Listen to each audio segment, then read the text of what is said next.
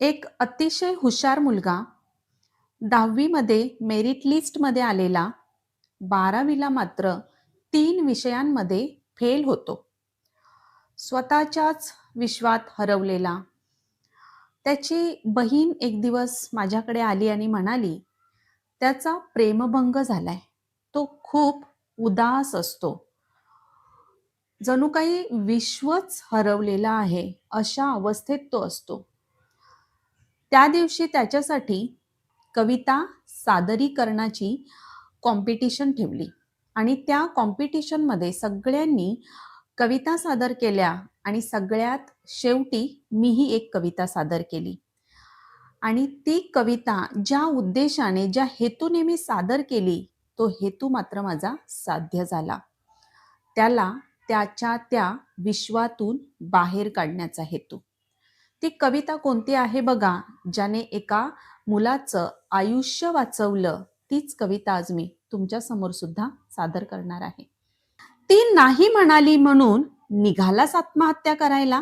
ती नाही म्हणाली म्हणून निघालास आत्महत्या करायला. अरे किडा मुंगी आहेस काय इतके सहजासहजी मरायला. 9 महिने गर्भामध्ये सांभाळले तुझ्या आईने.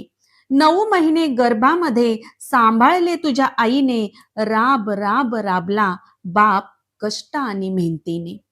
दादा भाऊ म्हणणारे भावंड आहेत पाटी. सर्वांचीच माया विसरलास तिच्या एकटीसाठी. येऊन येऊन स्वतःच्या जीवावर आलास. अरे 84 लक्ष योनींमधून एकदाच मानव जन्म घेतलास.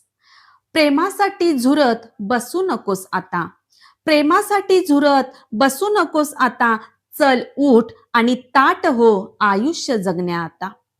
तिच्यापेक्षा महत्वाची माय आणि माती. तिच्यापेक्षा महत्वाची माय आणि माती. चल उठ आणि जप आपुलकीची नाती. प्रेम आणि आकर्षणातला ध्यानात घे फरक. प्रेम आणि आकर्षणातला ध्यानात घे फरक. कोणत्याही फालतू व्यक्तीसाठी नको बनवू आयुष्याचा नरक. पोरीसाठी जीव दिलास तर आयुष्य तुझं फुल ठरेल. कोणासाठी तरी फुक्कटचं मेल हा बोल तुला लागेल. प्रेमभंग शब्द तुझ्या शब्दकोशातून काढून टाक. प्रेमभंग शब्द तुझ्या शब्दकोशातून काढून टाक. माया ममतेच्या सुंदर रंगात वर्तमान तुझा रंगवून टाक. एकदाच आहे आयुष्य असंच नाही मरायचं. आपल्यासाठी जगतात जे त्यांच्यासाठीच जगायचं. आपल्यासाठी जगतात